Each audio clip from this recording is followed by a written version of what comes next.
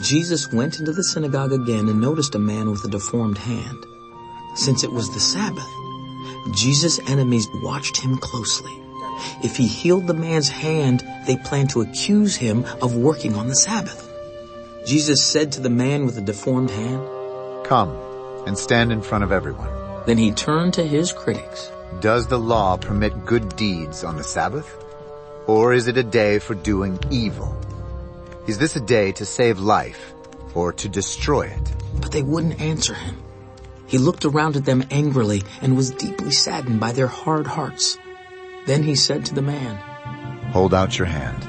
So the man held out his hand, and it was restored. At once the Pharisees went away and met with the supporters of Herod to plot how to kill Jesus. Jesus went out to the lake with his disciples, and a large crowd followed him. They came from all over Galilee, Judea, Jerusalem, Idumea, from east of the Jordan River, and even from as far north as Tyre and Sidon. The news about his miracles had spread far and wide, and vast numbers of people came to see him. Jesus instructed his disciples to have a boat ready so the crowd would not crush him. He had healed many people that day, so all the sick people eagerly pushed forward to touch him. And whenever those possessed by evil spirits caught sight of him, the spirits would throw them to the ground in front of him, shrieking, "You are the Son of God!" But Jesus sternly commanded the spirits not to reveal who he was. Afterward, Jesus went up on a mountain and called out the ones he wanted to go with him, and they came to him. Then he appointed 12 of them and called them his apostles.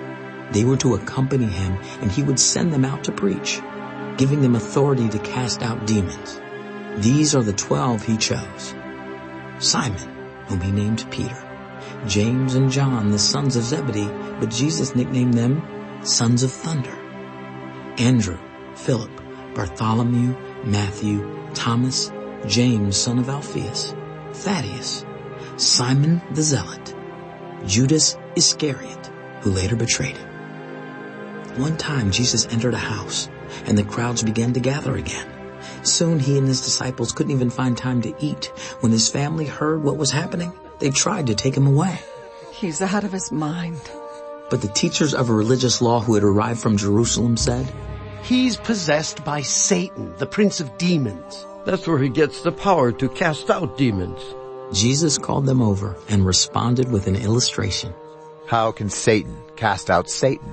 A kingdom divided by civil war will collapse. Similarly, a family splintered by feuding will fall apart. And if Satan is divided and fights against himself, how can he stand? He would never survive. Let me illustrate this further. Who is powerful enough to enter the house of a strong man and plunder his goods? Only someone even stronger. Someone who could tie him up and then plunder his house. I tell you the truth, all sin and blasphemy can be forgiven. But anyone who blasphemes the Holy Spirit will never be forgiven.